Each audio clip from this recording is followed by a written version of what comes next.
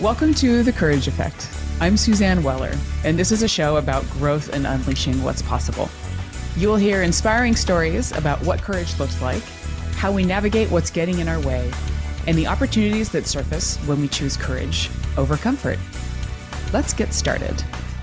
Welcome to The Courage Effect. This is Suzanne Weller, and today's conversation is going to be on what I think is an incredibly important topic right now. It is empathy.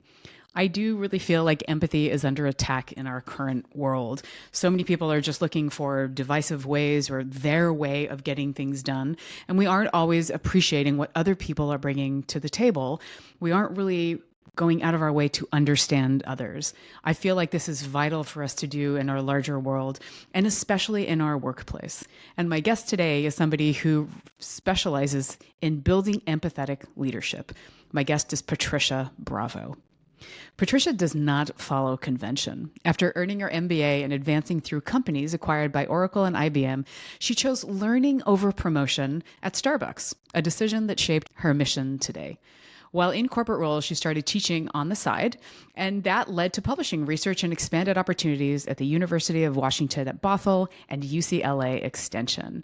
Now, as the founder of Bravo for You, Patricia delivers empathetic leadership programs to clients like Sony Pictures, T-Mobile, and Amazon, hoping leaders turn empathy into strategic advantage. So important. I think a lot of people talk about empathy as being something fluffy, but it really is a strategic skill. So I am so happy to introduce you to Patricia.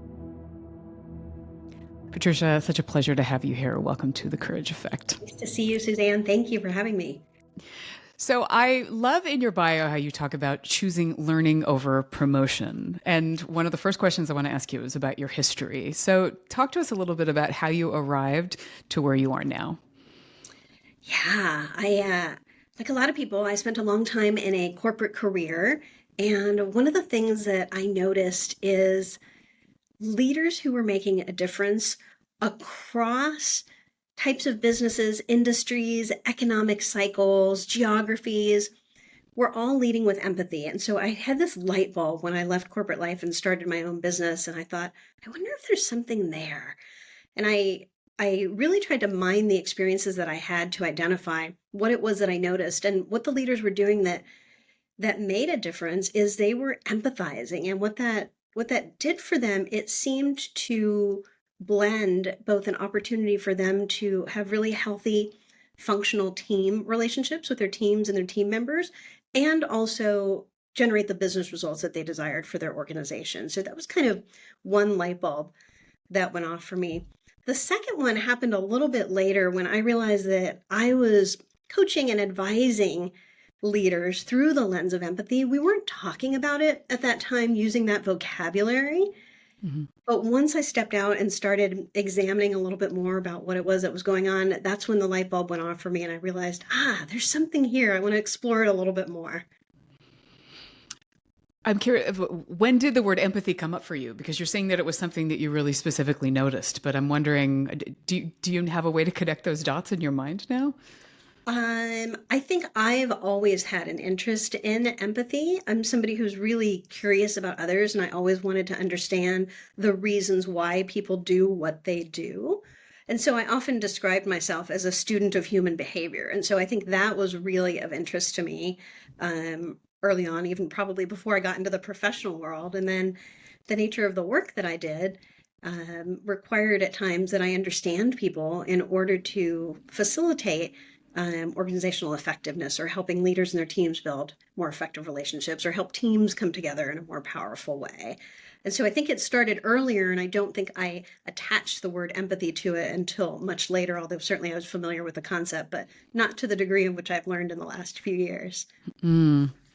Well, and sadly, I feel like empathy is one of those things that really is under attack in our world right now. Mm-hmm. It's one of those, we hear so many people in our larger world thinking like, they have their agenda. They want to come at it with what they want to get. And that's how they see results manifesting.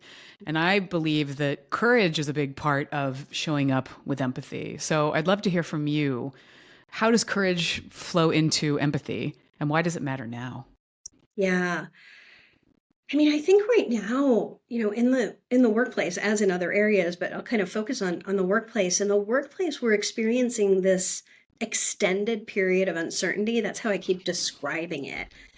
And this extension is causing many of us to look around and try and figure out, do we adapt our behavior? How do we adapt our behavior? Or leaders at work are just under constant pressure of a different type than has been the norm in the past. And so I think it's really easy to let things like empathy fall by the wayside when there's so many things um, compounding pressure for Hmm. leaders in organizations. And so that's where courage really comes up for me, because it's really during times like this, it's really those moments when leaders can take a courageous stand for something like empathy that can make all the difference, not just to the people in the organizations, but to their businesses.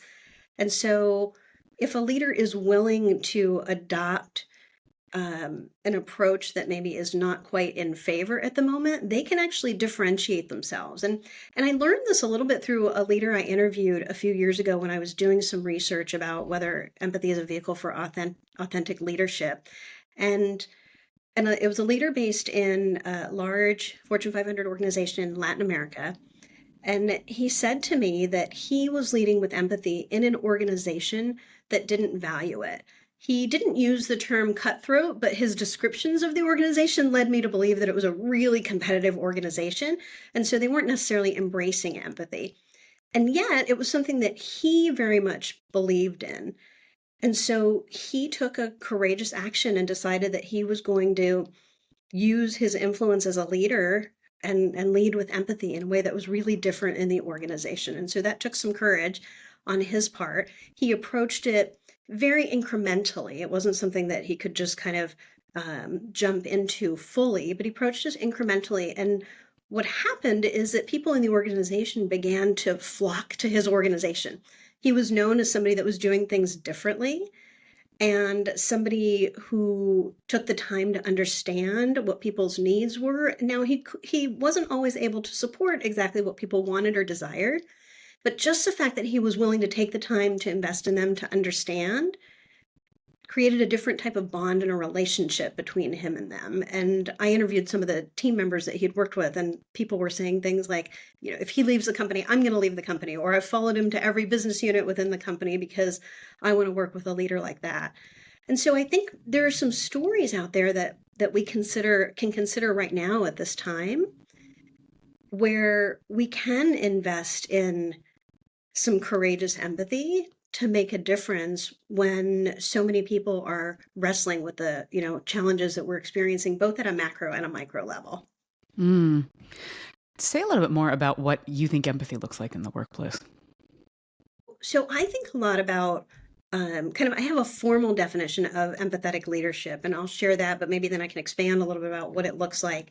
The formal definition I use is that it's about accurately identifying cues and clues to activate understanding. And what that looks like is really unpacking and understanding the layers of who someone is about, what they value, what sorts of things light them up, what motivates them, what do they find challenging, what really matters to them. And I think one of the challenges that leaders are always moving so quickly at the pace of business that's necessary these days. And one of the challenges I find is that leaders sometimes wrestle with the concept of understanding as something that is going to require them to behave in a way that perhaps they don't want to, or they think might slow them down in the business. And so I hear a lot from leaders of, oh, I don't know, how long is this going to take? It sounds like it's going to be exhausting. And really, empathy can happen in just 10 minutes. It's really about taking some time to invest in learning a little bit more about someone else. So what this can look like is sitting down and listening to, something that someone had that is something that's really positive that happened in their work world, maybe in their personal life if they choose to share it, a challenge they're experiencing with another leader in the organization or a stakeholder or a project that went sideways, and really trying to understand that from their perspective. The challenge is that that's not so easy. So you've probably heard the adage empathy is about putting yourself in somebody else's shoes. Mm-hmm. I think a lot of us have heard that. And what I find challenging about that description is that it's really hard to put ourselves in somebody else's shoes. We don't necessarily have the wiring that somebody else might have, or their experiences, or, the numerous pieces of history that they have, the types of interactions that they've had with other people. Sure, there might be intersections and there might be places where we can relate, but I think it's really difficult to put ourselves in someone else's shoes. So to the extent that we can tune in, and listening is just one way to do that. And I know we've all heard about listening thousands of times, but it's just one component to do that. But the trick is to do it below the surface level. So moving from a place of shallow to more depth. And doing that intentionally and with a good idea of what you want to bring authentically, as opposed to doing it to just check a box and then moving on. Exactly. People can see right through that. When I started doing this work, several people asked me about weaponized empathy, and that to me is just like anything else that's disingenuous.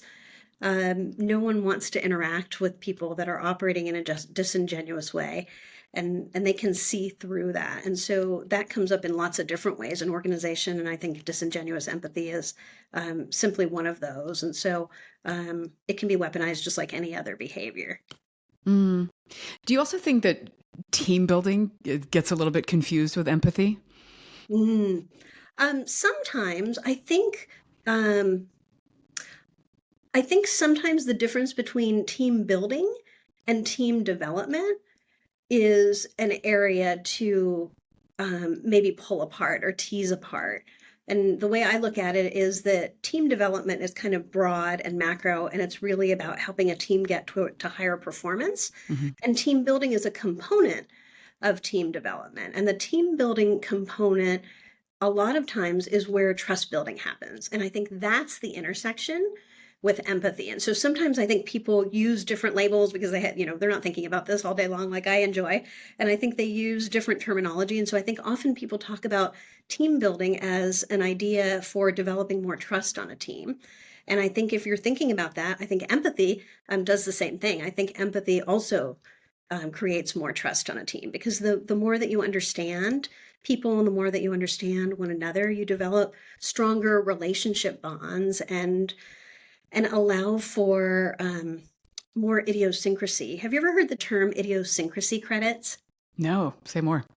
I first heard about it from Adam Grant, and he talks about how once we get to know people, we all have kind of these quirks, those idiosyncrasies that we all have, and we're willing to cut people some slack and give more room or space for them. That's the credits, the idiosyncrasy credits, if we know more about who they are and we've developed trusting bonds.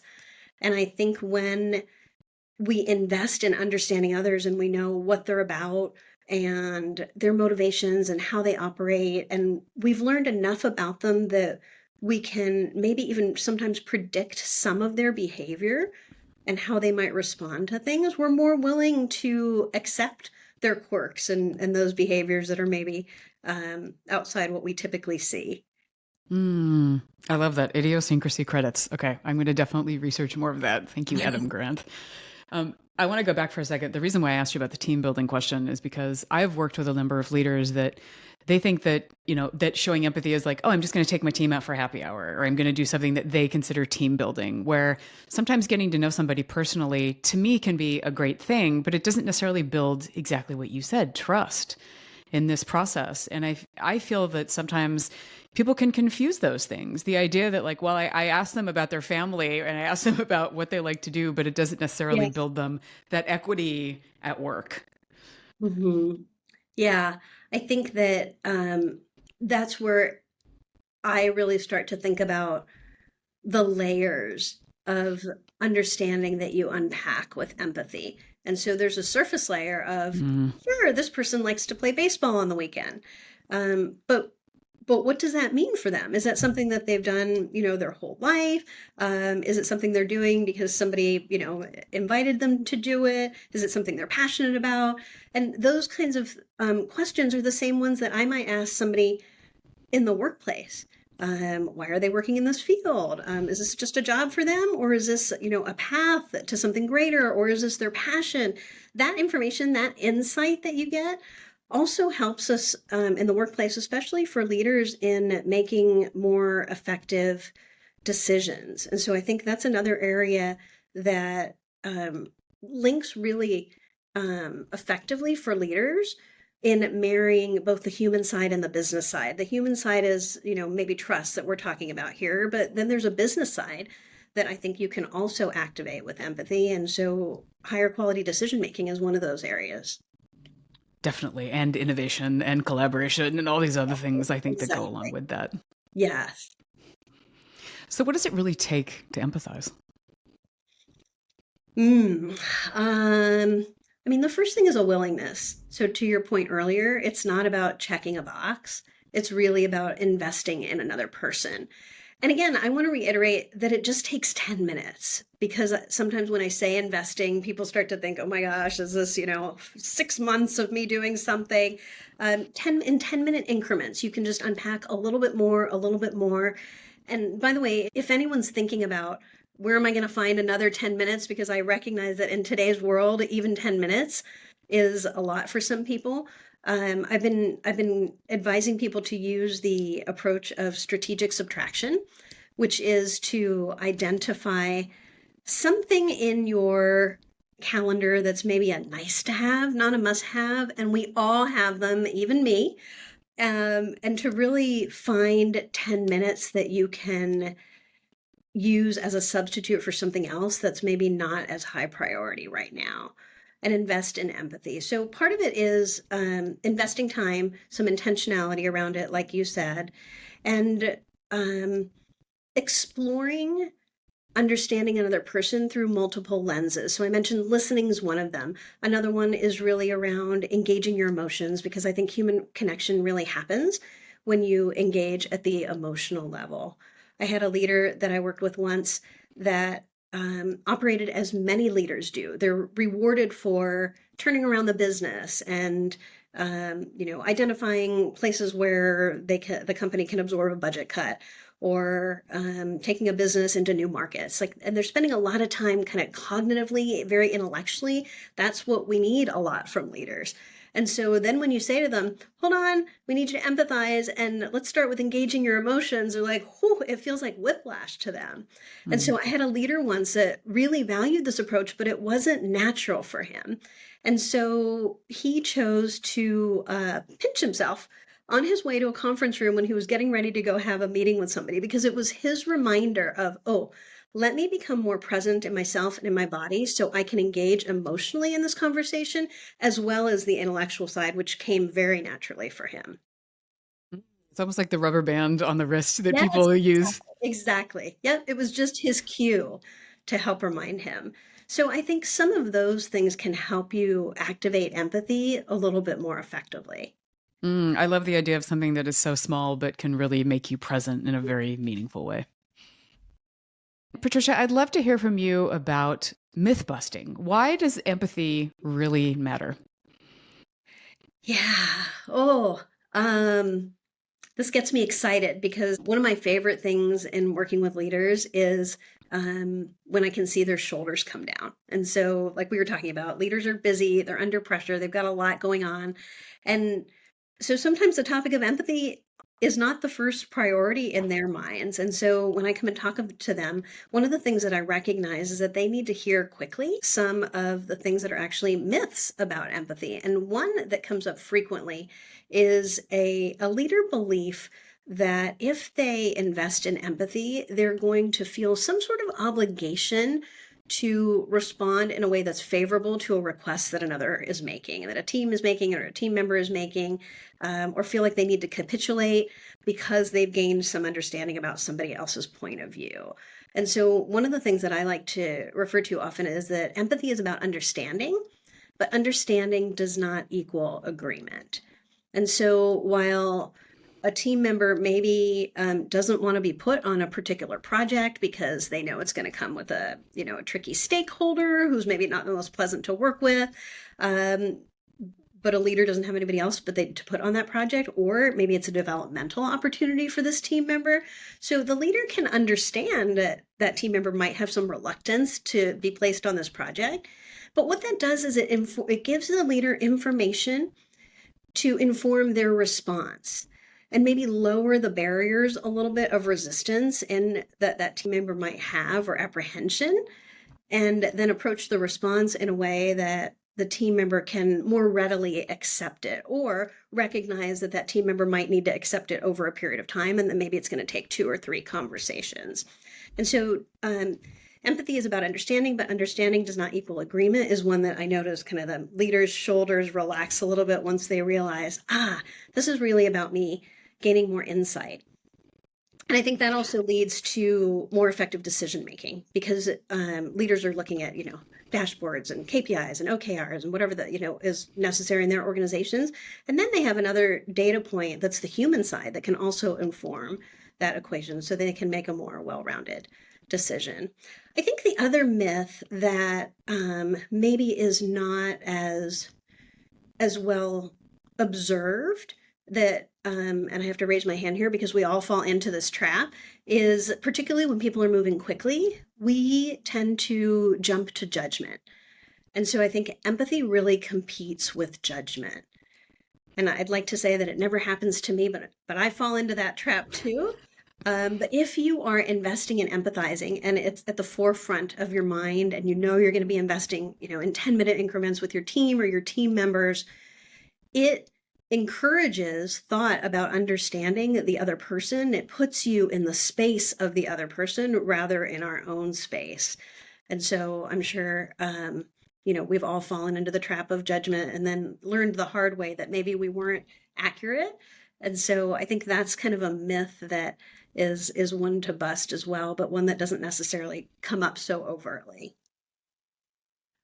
I love that you brought both of those up. First and foremost, that understanding isn't necessarily agreement, because I do believe that that for a lot of people, like, well, we have to agree. That's the goal. And that to me is a matter of there's always going to be some sort of compromise that happens. Yeah. And how do we, one of my favorite questions is, why is this so important to you?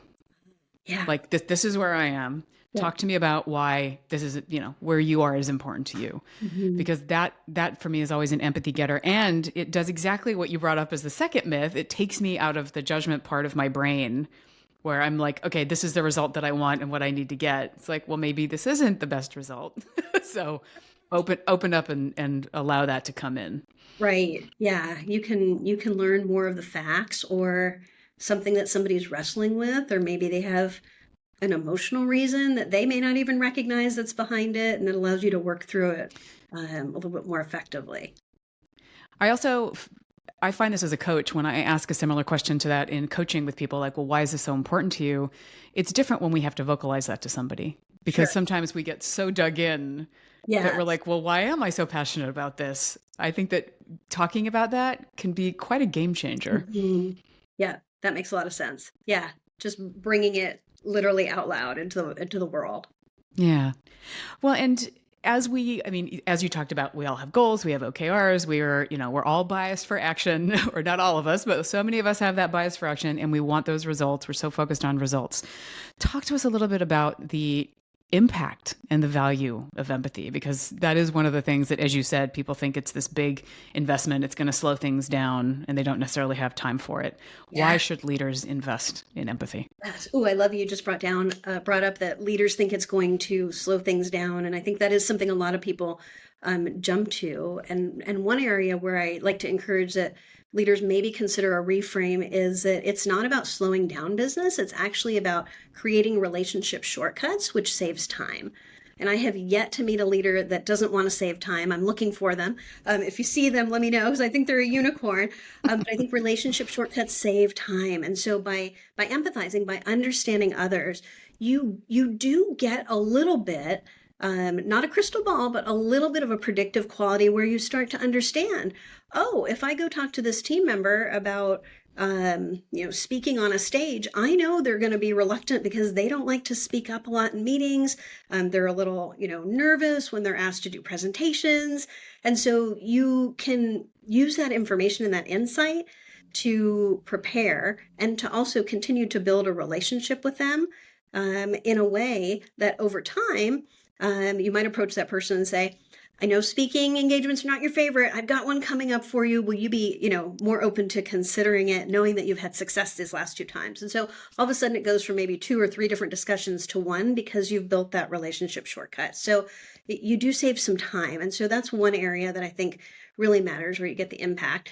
On the flip side, and so I'd say that's kind of micro that builds over time. At the macro level, we're starting to see the research is starting to really quantify in hard dollars the impact that organizationally empathy can have, specifically empathy in leadership. And we've seen a study recently that a 10% increase in empathetic leadership translates to a $1,000 per employee per year productivity boost. And so that always catches the attention of leaders that are thinking in dollars and cents. Now, I will add a little caveat, which is I think it's also important to not get caught up solely in the dollars and cents. I understand that it's important to run business, but I do find that sometimes when we're talking about empathy, leaders are really eager to intellectualize and spend a lot of time talking about the costs and the dollars, which are important. And it also takes us a little bit further away from engaging on the other end of the continuum, which is really being present to make a human connection with someone. Yes. Well, and we shouldn't have to sacrifice one for the other. Exactly. Yeah. Mm-hmm. Yeah. It's interesting because I think about, as you were talking about before with, the loyalty that goes along with it, the leader that you worked with where he was bringing this in where it wasn't necessarily a culture that was embracing empathy and people were flocking to him. And we've always heard, or, we've heard commonly, people don't necessarily leave companies, they leave bosses. Yes. Yeah, for sure. I think that's one advantage. And it's a leadership advantage that leaders can gain from leading with empathy is that they are going to receive some loyalty from team members. On the flip side, we know if I could use the term turbulent times, which might be how we might be describing some of the experiences that are happening right now, there's also a lot of movement, a lot of transition in organizations. And so, loyalty for some organizations means different things. So I think another aspect or an advantage of empathy is when people feel really understood and they have strong relationship bonds with their leaders, they're often willing to give discretionary effort. And that is effort that goes above and beyond what's expected. It's voluntary. And I think that is another area that's a real benefit for leaders. So they save time, they make more effective decisions, and then they're getting some additional effort, productivity, work essentially from team members that are volunteering it because of the strength of the relationship that they feel with the leader. And it goes so much further than that beyond just that role, right? It's also, there are certain people that I would drop anything to work with them because I know how good they are. Yeah. And that's not just about them being good at what they do, but they're amazing to work with. Yes. Yeah. Good at what they do and who they are and how they interact. Yeah. And I think it's so easy to underestimate that, to be so obsessed with those results in time where it's like, well, what was so special about working with this person? What was the thing that made it magic? Yeah. Because there is a difference between results and magic. Mm-hmm. Yeah. Oh, I love that. There you go. And I would love to round out our conversation. Empathy is complex. So talk to me about, obviously this is what you do. I'd love for you to speak a little bit about the complexity of empathy. Yeah, I think over the last few years, as empathy has entered the conversation much more regularly, I think it's really easy to use it as a label that represents a lot of different things. One of them being understanding, developing trust, all these things that we've talked about. But also, I think it is getting a misnomer as a substitute for listening or caring or becoming a more present leader or an effective leader, and all those things are certainly relevant. But like empathy at its core is really about engaging at a deeper level with individuals. And that's complex because we're complex human beings. So it's not as easy as it might appear on the surface to really understand another person. And of course, we all have people close to us that we probably understand much better than others. But in the workplace, it takes a little bit of effort to make that investment and gain the degree of understanding that's really going to translate into those human and business results. And so I think it's really important to recognize that it's not just about one-time empathy, it's about empathy over time. So important. Empathy over time, not just one time. I'm going to ask you a little bit of a curveball question. All right. What about leaders that could potentially be over-empathizing? Ooh, yes. I hear that question a lot. What about over-empathizing? Or some people will say to me in so many words, I really value empathy, and yet I think I over-index on empathy. What that is often about is boundaries. Not always, but often when I unpack what's going on, what I hear from leaders is that they have a above average or a natural affinity towards empathy and understanding. And as a result, they have an overwhelming desire to assist in some way. And so what I often find, again, not always, is that it's not about empathizing too much, because I don't think you can understand people too much. I think that's kind of infinite. But I do think it's possible to over-respond. And so I think when people say I empathize too much, what they're actually talking about is over-responding and feeling the need, perhaps because they want to assist. Often these are from people that are wired for helping. They really want to help others. You recognize that, or you resemble that? Indeed. I fall into that camp naturally, and I have to fight that instinct. Yes, and it's a wonderful quality, and yet it also requires that you monitor your boundaries and determine where are those times where you're falling into a trap and you're over-indexing on responding as opposed to over-empathizing. Thank you for that. I love the differentiation between the response and the reaction, right? Like, I mean, what you're feeling versus how it's actually manifesting in your behavior. Yes. All right. So as we're wrapping up our conversation, I'd love for you to, well, first of all, thank you for being here. I really enjoyed this. I'd love to hear a little bit about the course that you have on networking and how empathy plays into that. So talk to us a little bit about your course and your larger work. Yeah. Well, it doesn't surprise you. I have a course called Empathy Means Business, and which is, what people would expect to see from me. But this course came about, and it's called Synced, Networking from Gross to Great. It came about because in today's climate, people are networking so much more for a variety of reasons. I think the extended uncertainty is causing people to want to explore more with each other, what might be happening in their landscape, what does the future look like? People are certainly looking for job opportunities. And so I'm hearing a lot about networking, but what I also hear is a dislike perhaps of the transactional aspect of networking. People who are not comfortable with networking, perhaps because they view it as needing to ask somebody for something. So there's a lot of reasons why people are maybe less interested in networking, even though cognitively they might know it's important for their career.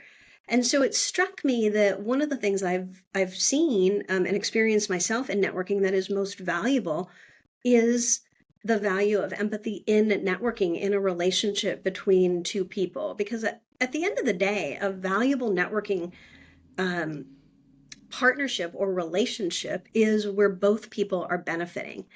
And so we developed this course to help people get out of a place of transaction and get into a place of evaluating the strength of the relationships at different levels of people in their network. And so the course is designed to help people evaluate the strength of their network, not through the lens of quantity or industry or number of contacts, but actually the strength of the relationship. And we suggest a lot of different ways in which the relationship can be strengthened through the lens of empathy, because if you understand others and what they want or need, then you can bring support to them, and ultimately they may offer some support to you as well. And so the idea is that both people can benefit from this relationship.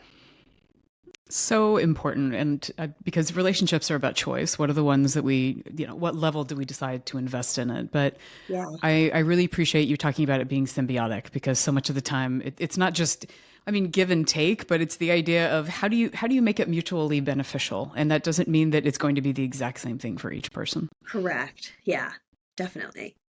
Yes, Fantastic. we're excited. We've gotten some great feedback, so we're excited to see what we can learn also from how people engage with each other.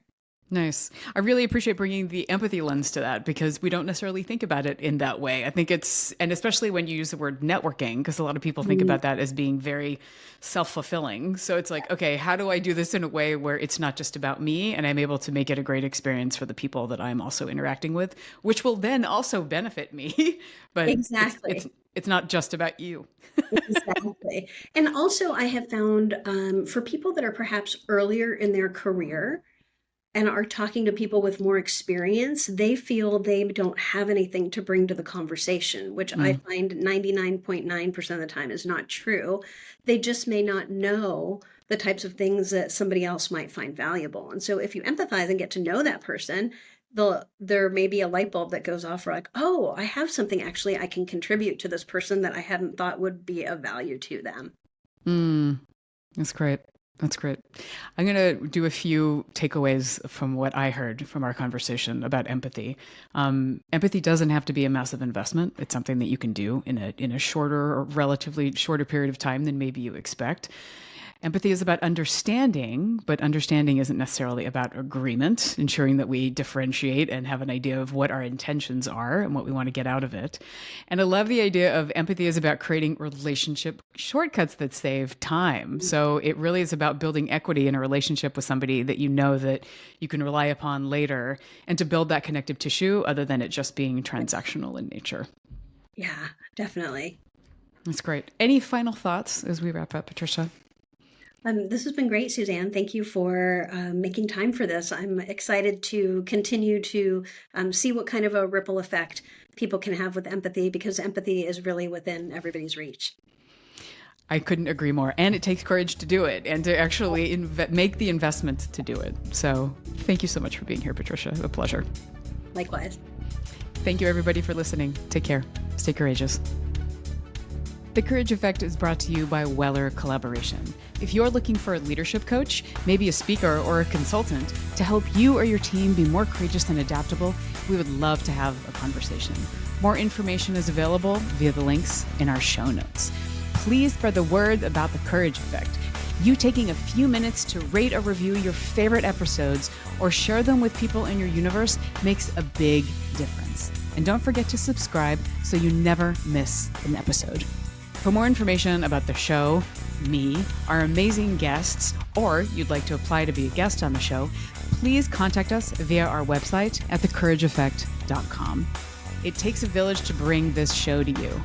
I want to thank Alex Sandyforth for her production and administrative superpowers, Dave Nelson for composing our theme music, and I am your host and sometimes producer, Suzanne Weller. Thank you again for listening.